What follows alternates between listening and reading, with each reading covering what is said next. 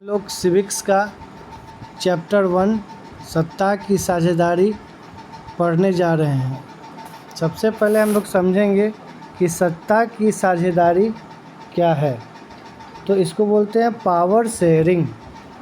Means क्या हुआ कि यह एक ऐसी व्यवस्था है जिसके अंतर्गत जो है राजनीतिक शक्ति या निर्णय लेने का अधिकार सरकार के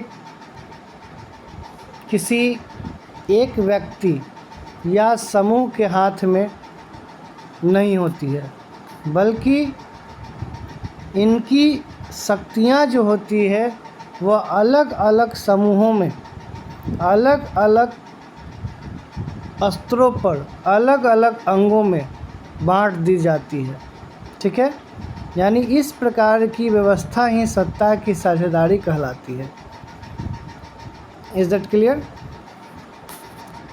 यहाँ पे क्या कह रहा है कि लोकतांत्रिक व्यवस्था में सारी ताकत किसी एक अंग तक सीमित नहीं होती है। अभी हम आपको पॉइंट डिस्कस किए कि सत्ता की साझेदारी जो है वह एक प्रकार का लोकतांत्रिक व्यवस्था है, और लोकतांत्रिक व्यवस्था में जो भी सरकार में बैठे लोग हैं या जो भी राजनीतिक पार्टियां हैं जो सरकार में हैं, सत्ता में है, वह अपनी शक्ति का जो है उपयोग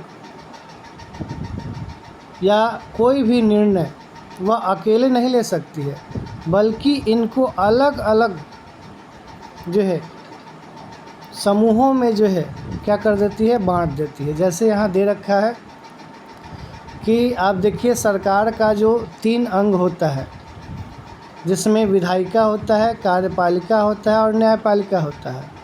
ठीक है, ये सरकार के ही अंग होते हैं, और सरकार जो सरकार की जो पावर होती है वह अपनी पावर को जो है इन 3 अंगों में क्या कर देती है, बांट देती है। जैसे विधायिका का काम क्या है, कानून बनाना। कार्यपालिका का काम क्या है कि जो बनाए गए कानून है उसको अच्छी तरह से जो है यानी सुचारू रूप से जो है उसको क्रियान्वयन कराना। और न्यायपालिका का काम क्या है, देख रेख करना। यानी जो कार्यपालिका या विधायिका किसी भी तरह का अगर कोई विधायिका कानून बना रही है तो जनता के हित में जो है वह बननी चाहिए। और कार्यपालिका जो है जो बनाई गई जो नियम और कानून है उसको किस तरह से कार्यपालिका जो है कर रही है, उसकी देख रेख जो है वह न्यायपालिका करती है। तो इसका मतलब क्या हुआ कि सरकार जो है अपनी ताकत को जो है वह क्या कर दे रही है, अलग अलग समूहों में बांट दे रही है। ठीक है, यानी हम कह सकते हैं कि लोकतंत्र का जो है शाब्दिक अर्थ अगर हम लोग जानते हैं तो हम लोग यह जानते हैं कि लोगों का शासन, यानी जो लोग इस शासन व्यवस्था के अंतर्गत हैं उनके बीच सत्ता को बांटा जाता है। ठीक है, और वे लोग जो हैं अपनी ताकत को जो है अपनी सारे समूहों में क्या कर देते हैं, बांट देते हैं। ठीक है, जैसे यहाँ पर इस चैप्टर में हमको क्या पढ़ना है, तो बेल्जियम और श्रीलंका 2 जो कंट्री है, इन दोनों कंट्री में किस प्रकार से जो है शासन व्यवस्था थी, किस प्रकार से जो है यहाँ सत्ता का उपयोग किया गया, इसको जो है हम लोग जो है इस चैप्टर में अध्ययन करने वाले हैं। आइए हम लोग देखते हैं आगे। जैसे बेल्जियम और श्रीलंका, तो बेल्जियम जो है वह यूरोप का एक छोटा सा क्या है, देश है, बिल्कुल छोटा देश है। यूरोप का जो है एक बिल्कुल छोटा देश है, क्या है, बेल्जियम। यानी जो हमारे देश का जो हरियाणा राज्य जो है ना, उसके क्षेत्रफल से भी क्या है, छोटा है बेल्जियम, ठीक है, यूरोप में पड़ता है। और इसकी सीमाएं जो हैं वह फ्रांस, नीदरलैंड, जर्मनी और लक्सबर्ग से लगती है। ये पॉइंट याद रखना है आपको। और इसकी आबादी 1 करोड़ से थोड़ी अधिक है ना। यानी यहाँ पर हम बेल्जियम का जो है भौगोलिक जो है यहाँ पर बेल्जियम के बारे में जो है हम लोग देख रहे हैं कि यहाँ की जो है आबादी जो है किस तरह की है, और इसके जो है आस पड़ोस के जो है देश जो है इसके बारे में जो है यहाँ जो है जानकारी दे रखा है कि जैसे इसकी सीमाएं जो है फ्रांस से लगती थी, नीदरलैंड से लगती थी, जर्मनी से और लक्सबर्ग से लगती थी। और इसकी आबादी 1 करोड़ से थोड़ी अधिक है। यानी हरियाणा की आबादी से करीब आधी आबादी यहाँ है, ठीक है। यहाँ थोड़ा हम देखते हैं समाज की जातीय बनावट कैसी थी। तो यहाँ बोल रहा है क्या कि समाज की जातीय बनावट बहुत जटिल है। देश की कुल आबादी का 59% हिस्सा फ्लेमिश इलाके में रहते हैं और डच बोलते हैं। शेष 40% लोग वेलोनिया क्षेत्र में रहते हैं और फ्रेंच बोलते हैं। शेष 1% लोग जर्मन बोलते हैं और राजधानी ब्रुसेल्स के 80% लोग जो हैं वह फ्रेंच बोलते हैं और 20% लोग डच भाषा बोलते हैं। यानी हम यहाँ जातीय बनावट देखते हैं तो बेल्जियम की जातीय बनावट किस प्रकार से थी। तो लगभग जो है यहाँ हम आपको बताएं कि बिल्कुल हमारे देश के हरियाणा राज्य जो है इससे भी बिल्कुल छोटा यह देश था और यहाँ की आबादी बिल्कुल जो है 1 करोड़ से थोड़ी अधिक थी। और यहाँ की जो समाज की जो जातीय बनावट थी यानी यहाँ पर अलग अलग प्रकार के जो है भाषा बोलने वाले जो हैं लोग रहा करते थे। यानी भाषा जो थी इनकी अलग अलग प्रकार की थी, ठीक है। अलग अलग इलाके में लोग अलग अलग प्रकार से भाषा बोलते थे। जैसे 59% हिस्सा जो है फ्लेमिश इलाके में रहता था और वह क्या बोलता था, डच बोलता था।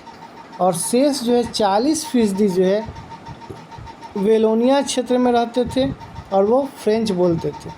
और शेष जो है 1% लोग जर्मन बोलते थे। राजधानी ब्रुसेल्स के 80% लोग फ्रेंच बोलते थे और 20% लोग डच भाषा बोलते थे। यानी यहाँ हमने क्या देखा कि भाषा को लेकर के जो है इनके बीच जो है थोड़ा सा क्या है, तो भाषा को लेकर थोड़ा सा इनके बीच अंतर जो है दिखने के लिए मिला है ना। यानी इन समुदायों के बीच जो है भाषा को लेकर हम कह सकते हैं कि थोड़ा सा जो है टकराव जो है देखने के लिए हमको मिला है ना। तो इसमें ये पॉइंट याद रखिएगा कि सबसे ज़्यादा जो है यहाँ पर जो है कौन से भाषा वाले लोग थे, ठीक है, और कितना प्रतिशत भाषा बोली जाती थी, कौन सी भाषा, है ना। तो लगभग जो है आप देख लीजिए राजधानी ब्रुसेल्स में 80% लोग फ्रेंच बोलते थे और 20% लोग डच भाषा बोलते थे। तो फ्रेंच बोलने वाले की संख्या कितना है, 80% है ना। आगे देखते हैं पॉइंट। वहीं हम श्रीलंका का देखेंगे तो श्रीलंका एक द्वीपीय देश है ना, जो तमिलनाडु के दक्षिणी तट से कुछ किलोमीटर की दूरी पर स्थित है और इसकी आबादी 2 करोड़ है, यानी हरियाणा के बराबर है। आप अगर हम लोग अपना मैप, भारतीय मैप देखते हैं तो सबसे नीचे हम लोग जब जाते हैं तो वहाँ पर जो है हम लोग को देखने के लिए मिलता है क्या कि जो तमिलनाडु वाले जो राज्य हैं, है ना, बिल्कुल ठीक उसके जो है दक्षिण वाले हिस्से में, है ना, यह क्या है, श्रीलंका है, बिल्कुल द्वीपीय देश है ना। यानी इसकी आबादी जो है लगभग 2 करोड़ है और हरियाणा के बराबर है। यहाँ की आबादी में भी जो है जातीय समूह के लोग हैं, यानी सबसे प्रमुख सामाजिक समूह जो है वह सिहलियों का है और जिनकी आबादी कुल जनसंख्या का 74% है। इसका मतलब क्या हुआ कि यहाँ पर भी क्या है कि सामाजिक जो है यहाँ जैसे हम बेल्जियम में जो देखें तो बेल्जियम में क्या था, भाषा के आधार पर क्या था, समुदाय के बीच में थोड़ा सा जो है मनमुटाव जो है देखने के लिए मिल रहा है। वहीं श्रीलंका में जब हम देख रहे हैं तो श्रीलंका में भी वही चीज़ देखने के लिए मिल रहा है। यहाँ जाति के आधार पर जो है यहाँ पर भी क्या है, थोड़ा सा सामाजिक टकराव जो है देखने के लिए मिल रहा है। जैसे इस यहाँ की जो कुल आबादी जो है में सबसे ज़्यादा जो है संख्या वह सिहली जाति का है, ठीक है।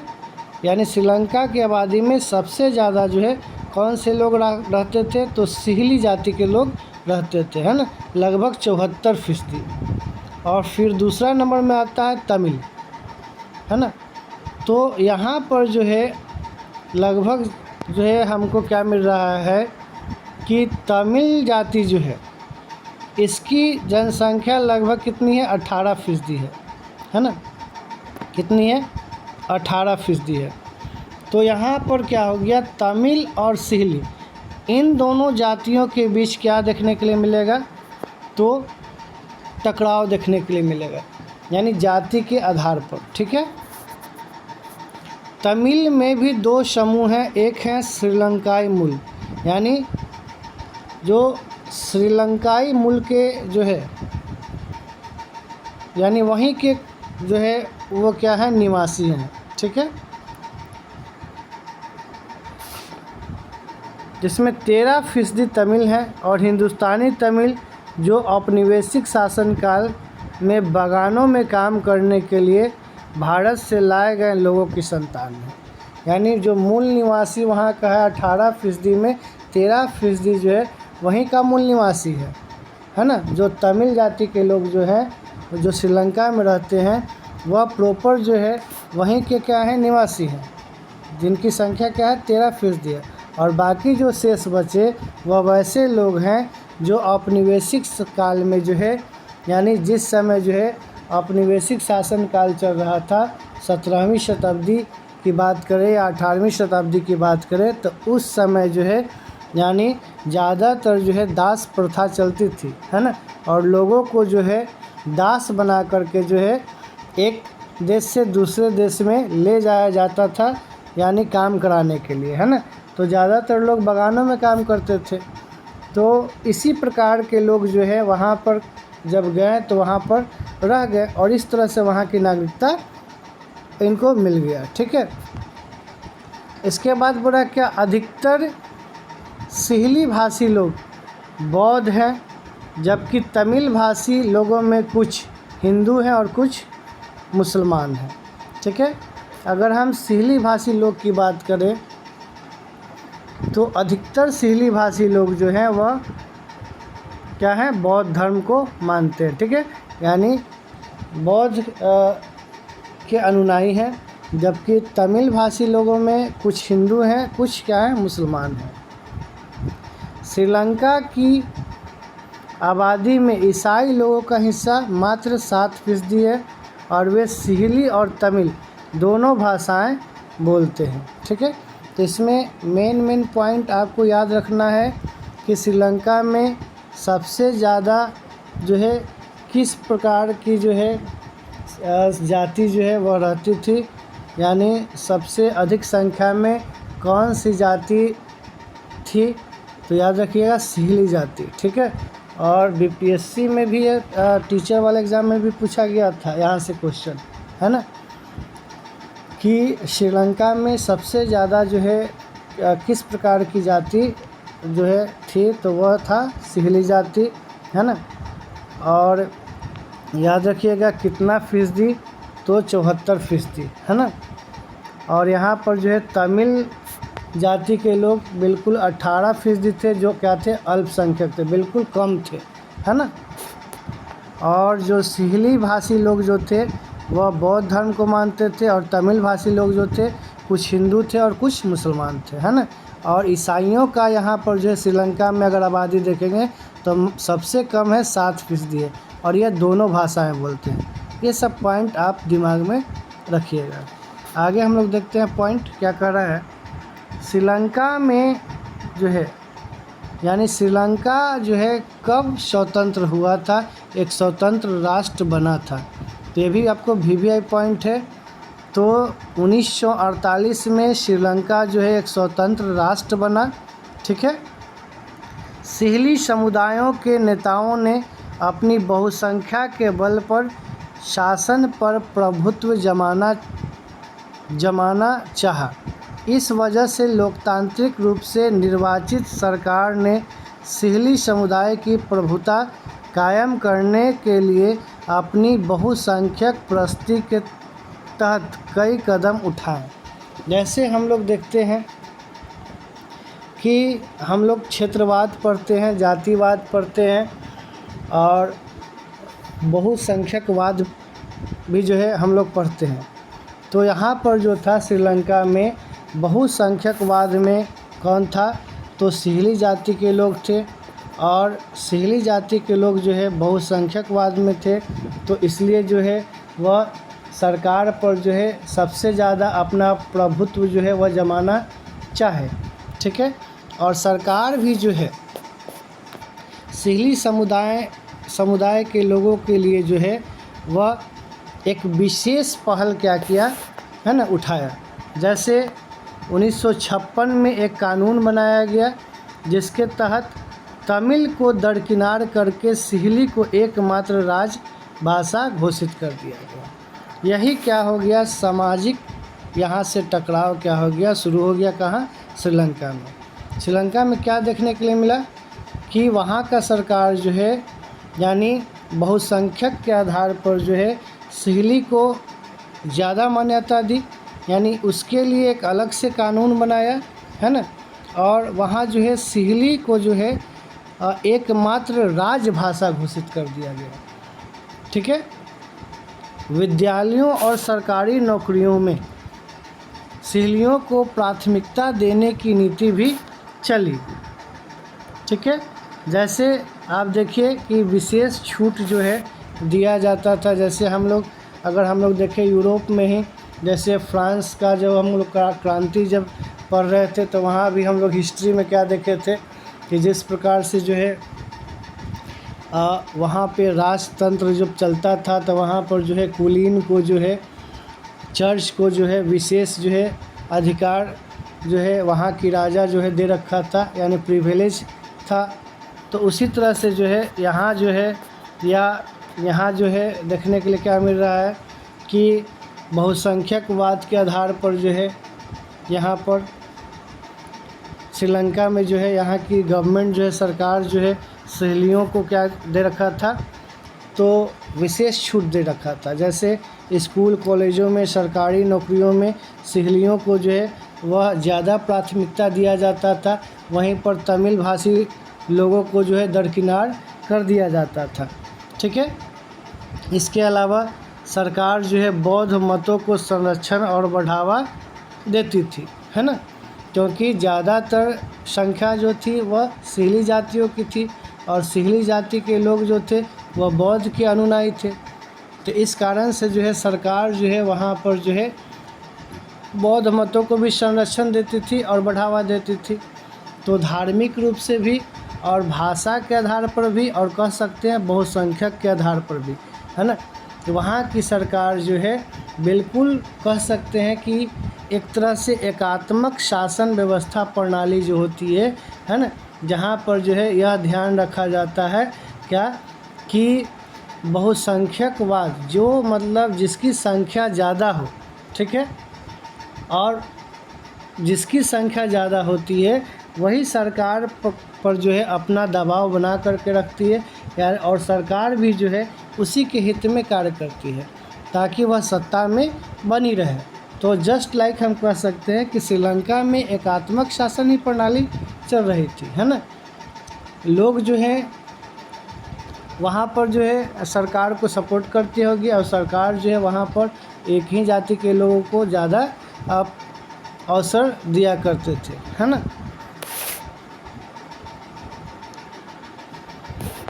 राजनीतिक अधिकारों से वंचित करे, नौकरियों और फ़ायदे के अन्य कामों में उनके साथ साथ भेदभाव हो रहा है और उनके हितों की अनदेखी की जा रही है। परिणाम स्वरूप यह है कि तमिल और सिंहली समुदाय के संबंध बिगड़ते चले गए। तो आप यहाँ क्या देख रहे हैं कि यहाँ पर जो है बिल्कुल ऐसा देखने के लिए मिल रहा है कि जो तमिल भाषी जो लोग थे उनको राजनीतिक अधिकार से भी वंचित कर दिया गया। जैसे हम लोग सत्ता की साझेदारी का मतलब क्या समझे कि जो भी सत्ता में बैठे जो लोग हैं, है ना, वह जो है अपने पावर को जो है अलग अलग सामाजिक समूहों में, सामाजिक वर्गों में क्या करते हैं तो शेयर करते हैं, यानी अपनी पावर को बांटते हैं। लेकिन यहाँ बिल्कुल अपोजिट दिख रहा है। यहाँ पर क्या दिख रहा है कि सरकार जो है में बैठे जो लोग जो हैं, जो शासन व्यवस्था में जो लोग जो हैं, वह अपनी सत्ता को जो है केवल एक ही समूह में बांट रहे हैं, है ना, ठीक है। बाकी एक समूह को दरकिनार कर दे रहे हैं, जिसके चलते यहाँ पर जो है क्या हो रहा है तो मतभेद जो है अपने आप देखने के लिए मिल रहा है, ठीक है।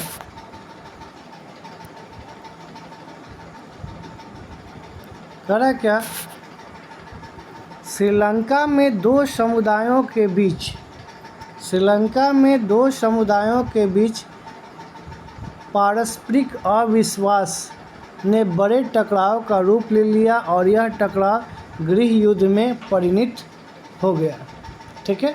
श्रीलंका में क्या हुआ कि जब बहुसंख्यक वाद जो है यहाँ पर चला, यानी यहाँ की सरकार जो है पूरी तरह से जो है सिंहली जाति को सपोर्ट कर रही थी, है ना, और सिंहली जाति को ही सारे जो चीज़ें जो थी उसमें जो है सिंहली जाति को के ही छूट जो है दिया जाता था। और यहाँ तक कि जो है सरकारी नौकरियों में, स्कूल में, कॉलेजों में, सभी जगह पर जो है सिंहली जाति को जो क्या मिलता था तो विशेष छूट मिलता था, है ना, और वहीं पर तमिल को दरकिनार कर दिया जाता था। तो यह एक जो है बहुत बड़ा टकराव जो है यहाँ पर उत्पन्न हो गया दोनों समुदाय के बीच, और यह जो है गृह युद्ध का रूप धारण कर लिया, ठीक है। देखेंगे बेल्जियम की समझदारी देखेंगे तो क्या है, बेल्जियम के नेताओं ने श्रीलंका से अलग रास्ता अपनाने का फैसला किया। उन्होंने क्षेत्रीय अंतरों और सांस्कृतिक विविधता को स्वीकार किया। 1970 से 1993 के बीच उन्होंने अपने संविधान में 4 संशोधन किया, ठीक है। तो जिस तरह से श्रीलंका में आपको देखने के लिए मिला कि बहुसंख्यकवाद के कारण जो है वहाँ पर जो है गृह युद्ध का टकराव जो है उत्पन्न हो गया, यानी अपने ही देश में जो है दो समुदाय आपस में क्या होने लगे, लड़ने लगे, ठीक है। लेकिन यहाँ जो बेल्जियम की जो सरकार जो थी वह बिल्कुल समझदारी के साथ जो है ना,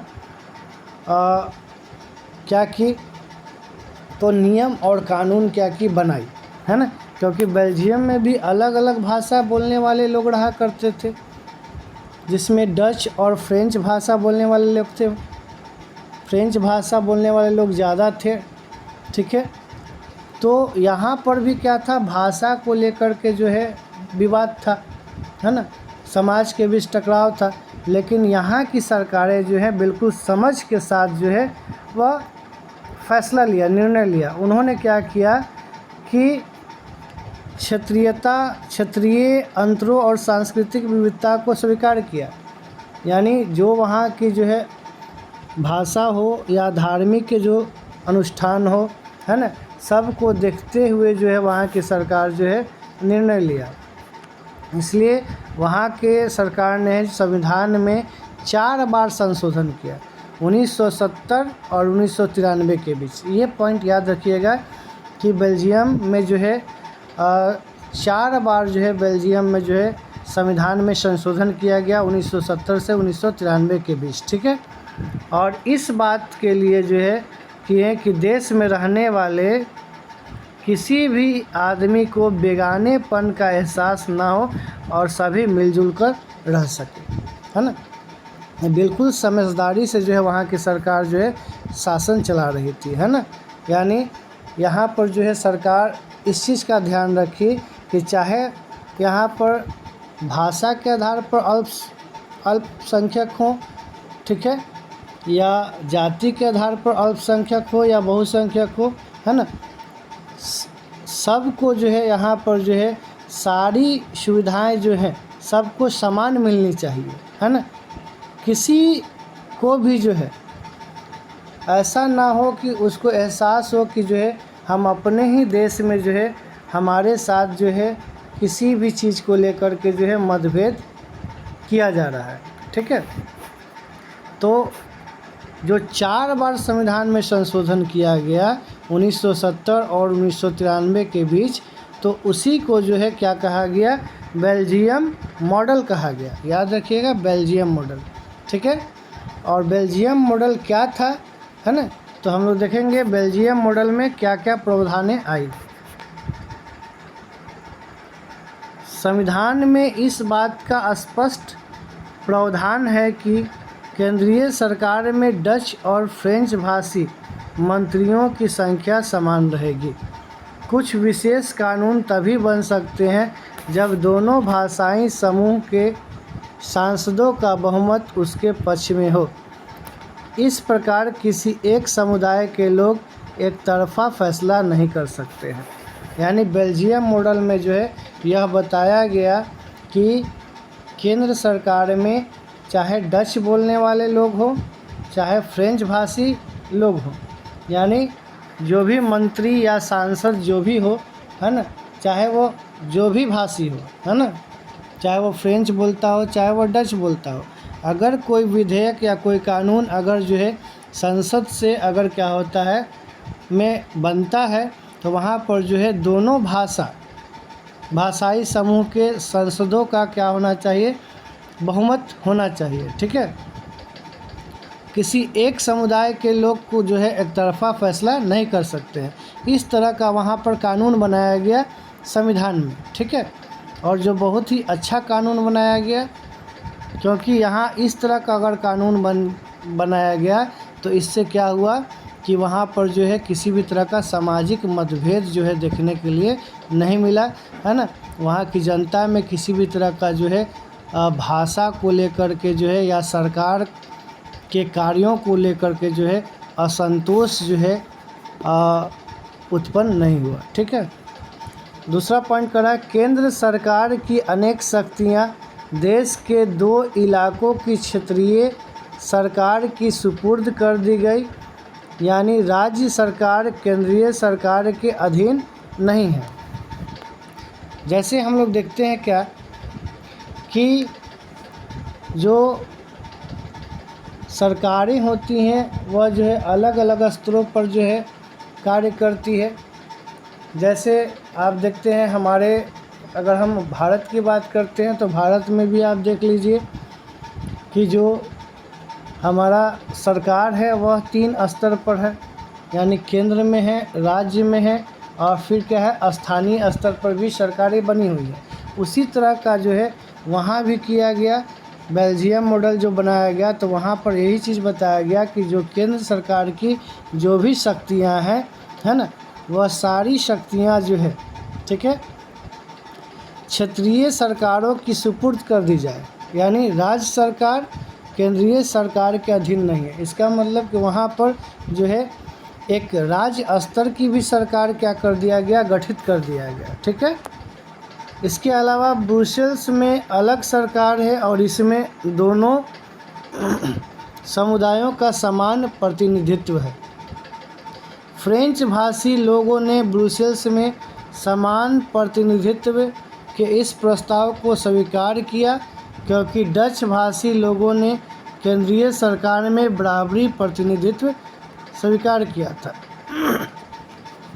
ब्रुसेल्स में क्या थी, अलग सरकार है, और यहाँ भी जो है दोनों समुदाय जो थे, जो डच बोलने वाले थे और जो फ्रेंच बोलने वाले थे, है ना, वो दोनों को क्या कर दिया गया, समान रूप से प्रतिनिधित्व दिया गया, है ना।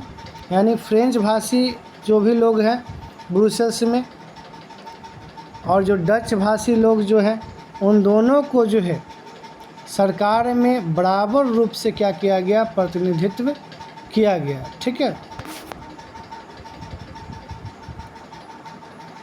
केंद्रीय और राज्य सरकारों के अलावा यहाँ एक तीसरे स्तर की सरकार भी काम करती है, यानी सामुदायिक सरकार। जैसे अभी हम बताएं कि जो सरकार के स्तर को जो है 3 स्तर में बांट दिया गया था, जिसे हम अपने भारत देश में देखते हैं कि एक केंद्र स्तर की सरकारें होगी, एक राज्य स्तर की सरकारें होगी, इसके अलावा जो है एक स्थानीय स्तर की सरकारें होगी। तो उसी तरह से यहाँ पर भी क्या किया गया कि केंद्र और राज्य के अलावा जो है एक तीसरे स्तर की सरकार भी बना दिया गया बेल्जियम मॉडल के अनुसार, जिसको हम लोग सामुदायिक सरकार बोलते हैं। इस सरकार का चुनाव जो है एक ही भाषा बोलने वाले लोग करते हैं। डच, फ्रेंच, जर्मन बोलने वाले समुदाय के लोग चाहे वे जहाँ भी रहते हों इस सामुदायिक सरकार को चुनते हैं। यानी यहाँ पर भाषा को लेकर के किसी भी तरह से कोई जो है मतभेद नहीं था, है ना। चाहे कोई भी भाषा बोलने वाले लोग हो, है ना, सब के सब जो है सामुदायिक सरकार को क्या करते थे, चुनते थे। इस सरकार को संस्कृति, शिक्षा और भाषा जैसे मसलों पर फैसले लेने का अधिकार था। यानी जो स्थानीय स्तर की जो सरकारें थी वह जो है वहाँ की जो है संस्कृति जो थी और वहाँ की जो है शिक्षा जो था, जो भाषा जो था, इन सभी पर जो है फैसले लेने का जो है अधिकार दे दिया गया था। ठीक है।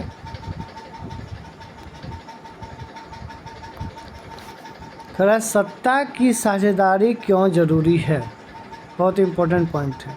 तो देखिए, सत्ता की साझेदारी क्यों ज़रूरी है। सत्ता के बंटवारे के पक्ष में 2 तरह के तर्क दिए जा सकते हैं। पहला, सत्ता का बंटवारा ठीक है क्योंकि इससे विभिन्न सामाजिक समूहों के बीच टकराव का अंदेशा कम हो जाता है। यानी अगर हम सत्ता की साझेदारी अगर हम करते हैं तो हम पहले ही बताए हैं कि जो भी राजनीतिक शक्तियां हैं या जो भी सरकार हैं वह अपना निर्णय जो है या अपनी शक्ति जो है वह सामाजिक समूहों के बीच क्या कर देती है, बांट देती है, जिससे क्या होता है कि भविष्य में जो है सामाजिक समूहों के बीच जो है टकराव उत्पन्न नहीं हो पाती है। तो इस दृष्टि से जो है सत्ता की साझेदारी जो है बहुत ज़रूरी है। अगर सत्ता की साझेदारी अगर ठीक ढंग से नहीं होगी तो हमारे समाज जो है उसमें अक्सर जो है हम लोग को क्या देखने के लिए मिलेगा, तो जो है मतभेद देखने के लिए मिलेगा। ठीक है। और यह मतभेद जो है वह हिंसक जो है और राजनीतिक अस्थिरता का रूप ले लेता है। ठीक है, जैसा कि पॉइंट में दिया हुआ है। इसलिए सत्ता में जो है हिस्सा दे देना राजनीतिक व्यवस्था के अस्तित्व के लिए अच्छा होता है ना। यानी ये पॉइंट जो है आपका देख लीजिए, बिल्कुल जो स्पष्ट कर दे रहा है कि सत्ता की साझेदारी क्यों ज़रूरी है ना। तो हम पहले भी आपको बताएं कि सत्ता की साझेदारी क्यों ज़रूरी है। अगर सत्ता की साझेदारी अगर हम सामाजिक समूहों में अगर हम नहीं करते हैं, हम अलग अलग अंगों में नहीं करते हैं, अलग अलग स्तरों पर नहीं करते हैं, तो फिर जो है ऐसी शासन व्यवस्था को हम एकात्मक शासन व्यवस्था कहेंगे, लोकतांत्रिक नहीं कहेंगे, है ना। क्योंकि लोग ही क्या करते हैं, प्रतिनिधि बनाते हैं और उसको सरकार में भेजते हैं, ताकि जो है सरकार में इसलिए भेजते हैं कि वो जो है जनता के हितों में जो है वह कार्य करेगी। जो भी नीति और कार्यक्रम जो है सरकार या जो राजनीतिक पार्टियां या राजनीतिक दल जो बनाती है वह जनता के हित में ध्यान रख कर के ही बनाती है। तो यही क्या है, लोकतांत्रिक व्यवस्था है। अगर ऐसा नहीं करती है तो फिर हम 5 वर्ष के बाद जो है क्या कर देते हैं, सत्ता से उसको फिर हम क्या कर देते हैं, निकाल देते हैं, है ना। कह रहा है क्या, सत्ता की साझेदारी दरअसल लोकतंत्र की आत्मा है। अभी हम बताएं कि सत्ता की साझेदारी जो है बिल्कुल लोकतांत्रिक व्यवस्था है। यानी यहाँ जो है क्या है कि लोकतंत्र का मतलब, यहाँ देखिए क्या दे रखा है कि लोकतंत्र का मतलब ही होता है जो लोग इस शासन व्यवस्था के अंतर्गत हैं उनके बीच सत्ता को बांटा जाए। तो अभी यहाँ आपको हम समझाए हैं, इस पॉइंट को क्लियर किए हैं कि अगर हम सरकार बनाते हैं तो हमें यह पावर भी है कि अगले 5 वर्ष के बाद जो है हम सरकार यानी सत्ता को जो है हम वापस जो है हम छीन भी सकते हैं, सरकार को हम गिरा भी सकते हैं। अगर सरकार हमारे अनुसार अगर कार्य नहीं करती है, हमारे हितों को ध्यान में रख कर के कोई नीति, कोई कार्यक्रम अगर नहीं बनाती है, तो इसका मतलब क्या हुआ कि हम सीधे हम कह सकते हैं कि हम अप्रत्यक्ष रूप से जो है हम सरकार पर को क्या करते हैं, सरकार पर नज़र बनाए रखते हैं, है ना। यानी हम कह सकते हैं कि जनता क्या होती है, मालिक होती है, और सरकार क्या होता है, सेवक होता है ना। यानी हम ही लोग सरकार बनाते हैं और हम ही लोग सरकार को गिरा भी देते हैं, ठीक है। तो यह क्या है भाई, लोकतांत्रिक प्रणाली है।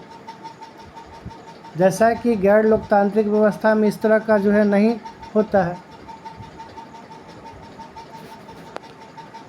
इसलिए वैध सरकार वहाँ है जिसमें अपनी भागीदारी के माध्यम से सभी समूह शासन व्यवस्था से जुड़ते हैं।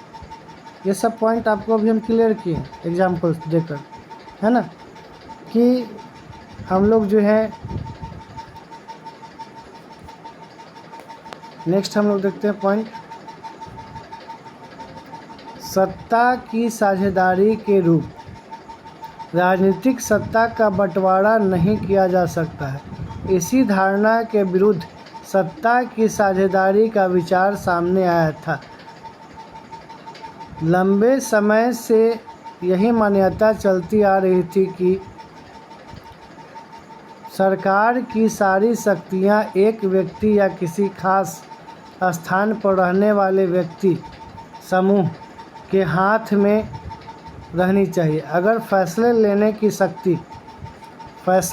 की शक्ति बिखर गई तो तुरंत फैसला लेना और उन्हें लागू करना संभव नहीं होगा। यानी यहाँ पर जो है बताया जा रहा है क्या कि सरकार की जो सारी शक्तियाँ जो है वह किसी एक व्यक्ति के हाथ में नहीं रहनी चाहिए। अगर एक ही व्यक्ति अगर सारी निर्णय अगर एक ही व्यक्ति कर लेता है तो फिर जो है इसे हम लोकतांत्रिक व्यवस्था नहीं कहेंगे, है ना। यानी किसी एक व्यक्ति समूह के हाथ में अगर सारी शक्तियाँ अगर दे दी जाए तो जो है हम इसे सत्ता की साझेदारी नहीं कर सकते। लेकिन यहाँ किताब में एक पॉइंट दे रखा है कि सरकार की सारी शक्तियाँ एक व्यक्ति या किसी खास स्थान पर रहने वाले व्यक्ति समूह के हाथ में रहनी चाहिए। अगर फैसले लेने की शक्ति बिखर गई तो तुरंत फैसला लेना, उन्हें लागू करना संभव नहीं होगा। लेकिन लोकतंत्र का एक बुनियादी सिद्धांत है कि जनता ही सारी राजनीतिक शक्ति का स्रोत है और इसमें लोग स्वयं शासन की संस्थाओं के माध्यम से अपना शासन चलाते हैं।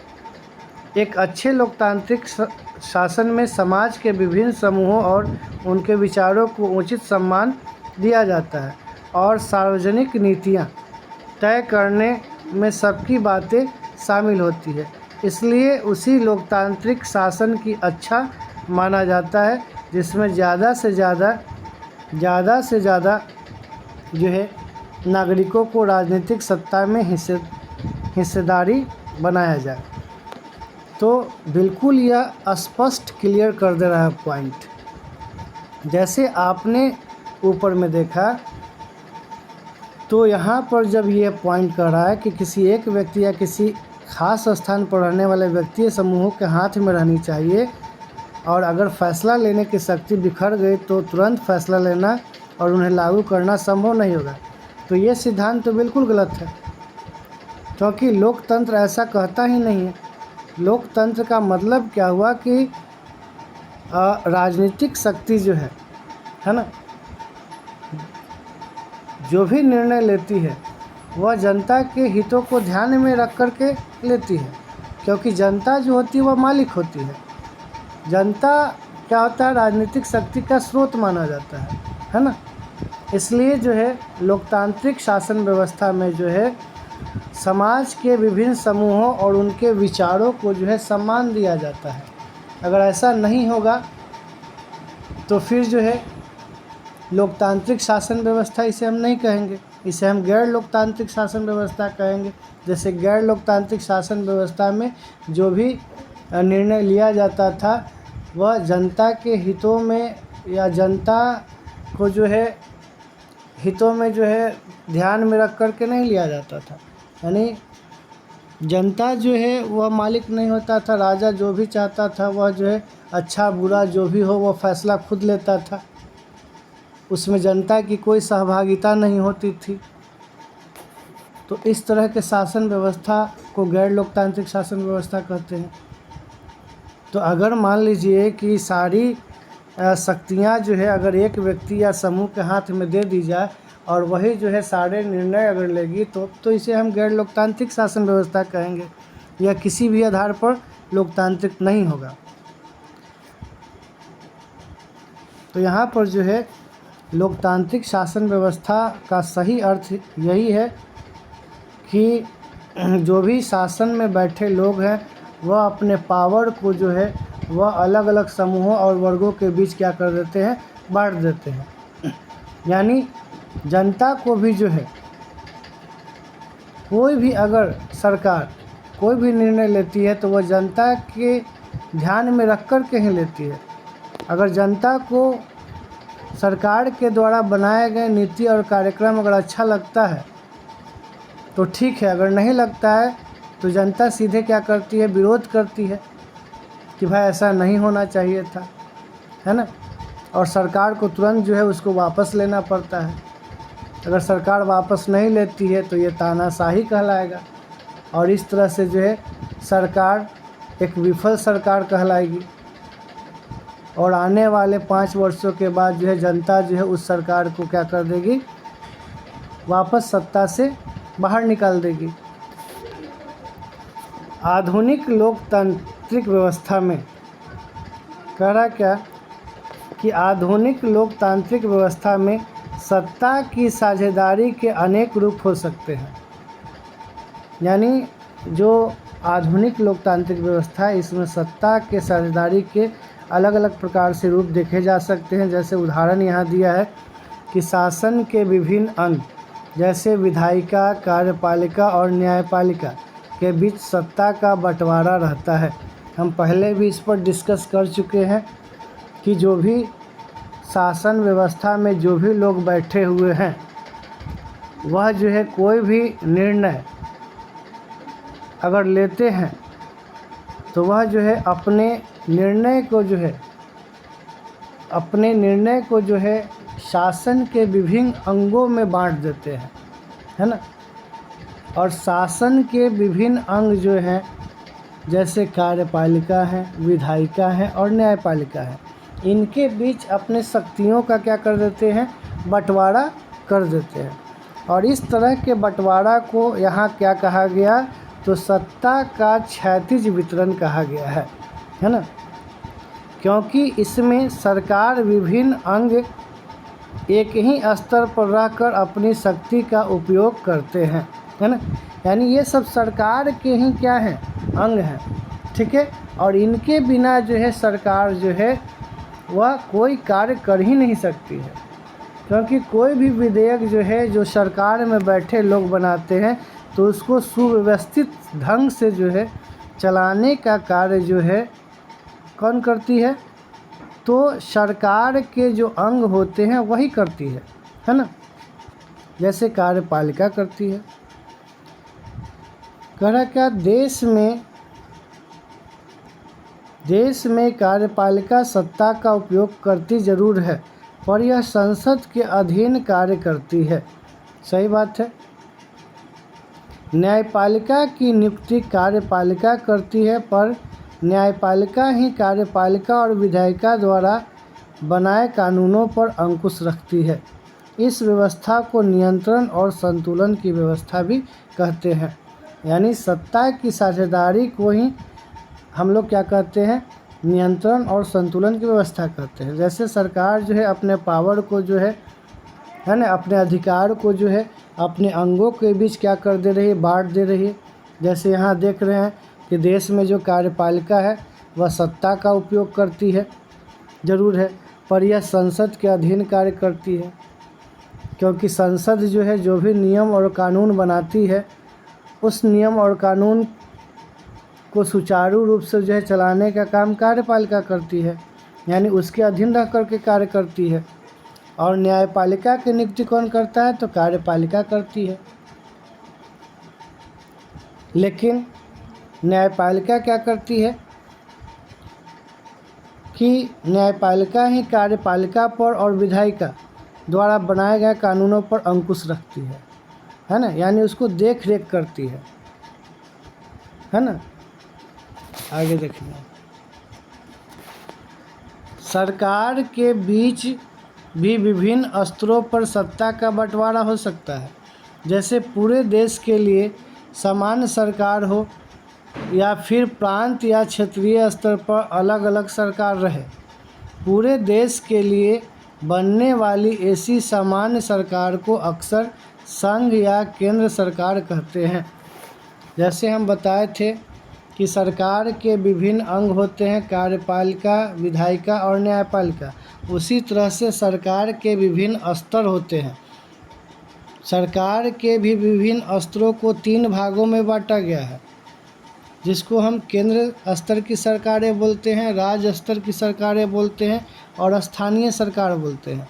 तो केंद्र स्तर की जो सरकारें होती हैं वह जो है पूरे देश के लिए है ना, यानी वह क्या करती है, पूरे देश के लिए जो है जो भी वह नीति और कार्यक्रम तैयार करती है तो वह पूरे देश के लिए तैयार करती है। ऐसा नहीं कि किसी विशेष राज्य के लिए करती होगी, नहीं, बल्कि जो भी नीति और कार्यक्रम अगर बनता है तो वह राष्ट्रहित में ही बनता है और उसके पूरे राज्यों में क्या किया जाता है, उनके इकाइयों के द्वारा जो है अनुसरण कराया जाता है।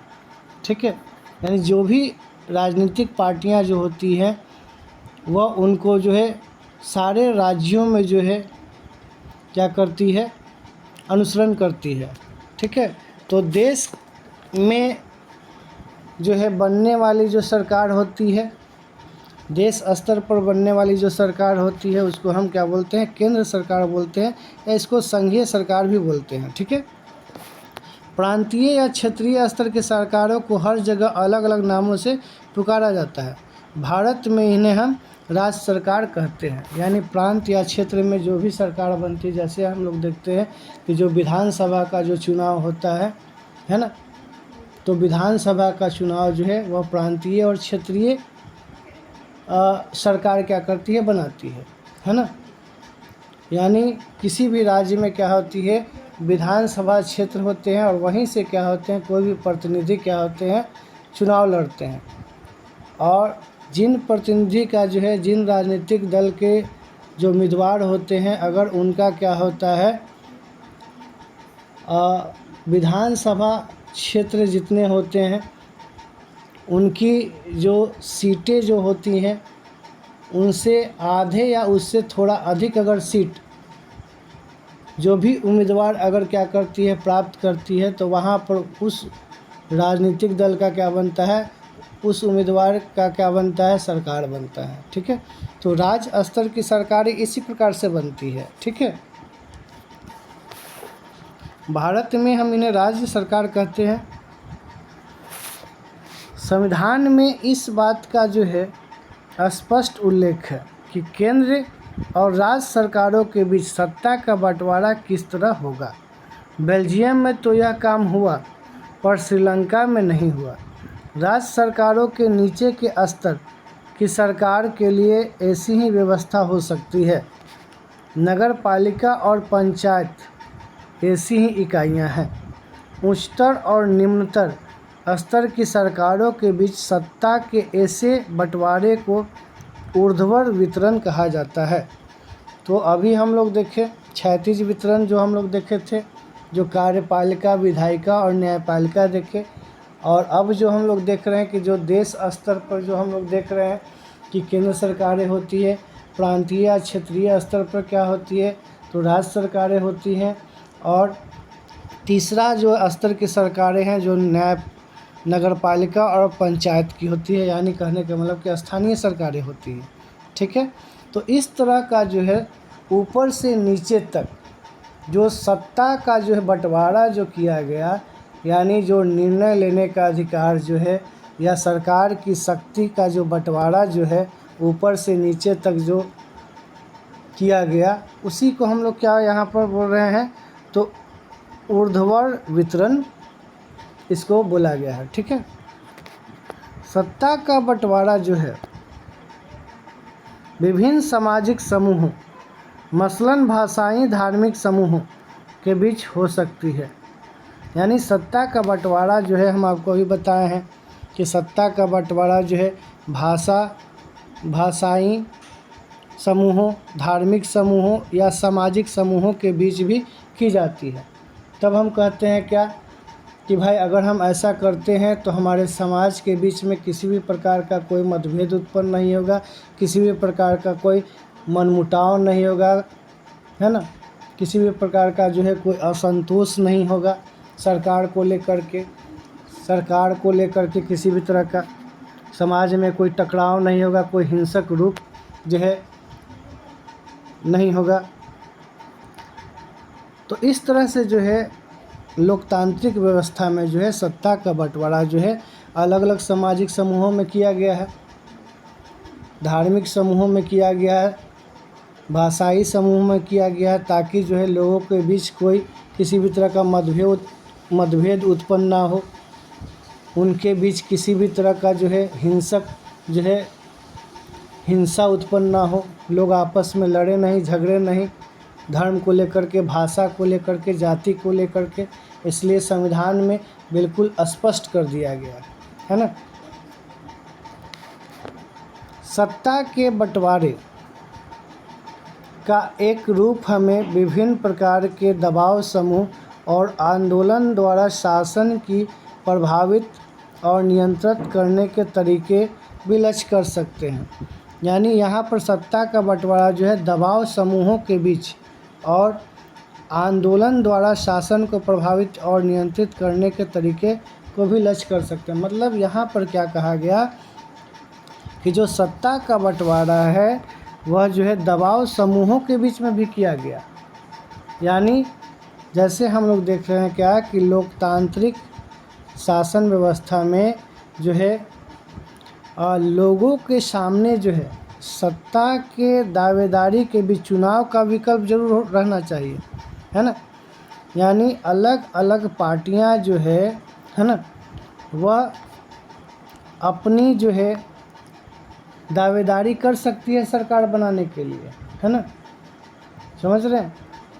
यानी यहाँ पर क्या है, लोकतांत्रिक व्यवस्था, यहाँ पर विकल्प है ना, कि कोई भी पार्टी जो है वह चुनाव लड़ सकती है, ठीक, एक दूसरे के साथ जो है मतलब एक दूसरे का प्रतिद्वंदी बन सकती है। सत्ता किसी एक दल के हाथ में नहीं रहनी चाहिए। सत्ता जो है समय समय पर जो है किसी एक व्यक्ति से दूसरे व्यक्ति में जो है जानी चाहिए, किसी एक व्यक्ति के हाथों से दूसरे व्यक्ति के हाथों तक जानी चाहिए, है ना। ये चीज़ यहाँ पर स्पष्ट किया गया है ना। यानी यहाँ भी हम पॉइंट अगर आगे पढ़ते हैं तो यही पॉइंट दे रखा है कि लोकतांत्रिक व्यवस्था में यह विकल्प विभिन्न पार्टियों के रूप में उपलब्ध होता है। पार्टियां सत्ता के लिए आपस में प्रतिस्पर्धा करती है। पार्टियां की यह आपसी प्रतिद्वंद्विता इस बात को सुनिश्चित कर देती है कि सत्ता एक व्यक्ति या समूह के हाथ में न रहे। एक बड़ी समय अवधि पर गौर करें तो पाएंगे कि सत्ता बारी बारी से अलग विचारधाराओं और सामाजिक समूहों वाली पार्टियों के हाथ में आती जाती रहती है। ठीक है, यही चीज़ हम आपको समझाए हैं कि लोकतांत्रिक व्यवस्था में जो है विकल्प जो ऐसा दिया गया है कि किसी एक हाथ में सत्ता केंद्रित ना होकर के, बल्कि जो है सभी को जो है इस तरह का जो है अवसर मिलना चाहिए, है ना। यानी अलग अलग जो भी सामाजिक समूह जो हैं, ठीक है, या अलग अलग विचारधारा वाला जो सामाजिक समूह वाली पार्टियां जो हैं, सत्ता उनके हाथों में भी जानी चाहिए। इस तरह की व्यवस्था हमारे लोकतांत्रिक शासन व्यवस्था में सभी को विकल्प है चुनाव लड़ने का। हमारे यहाँ बहुदलीय शासन व्यवस्था प्रणाली है। भारत में एक दलीय शासन व्यवस्था प्रणाली नहीं है। कोई भी एक ही आदमी सत्ता में ज़्यादा दिन तक नहीं बना रहना चाहिए। अगर ऐसा होता है तो इसको हम एक दलीय शासन व्यवस्था मानते हैं। बल्कि हमारे यहाँ क्या है, बहुत सारे दल हैं, बहुत सारी राजनीतिक पार्टियां हैं, वह सब आपस में चुनाव लड़ती है और जिसका बहुमत ज़्यादा होता है वह सरकार बनाती है। तो इस तरह का जो है हमारे यहाँ जो है संविधान ने फैसिलिटी दे रखा है। ठीक है,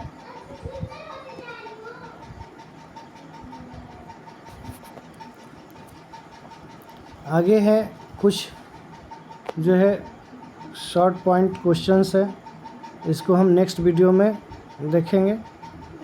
अगर आपको यह वीडियो अच्छा लगा तो प्लीज़ लाइक और सब्सक्राइब कर दीजिएगा। Thank you.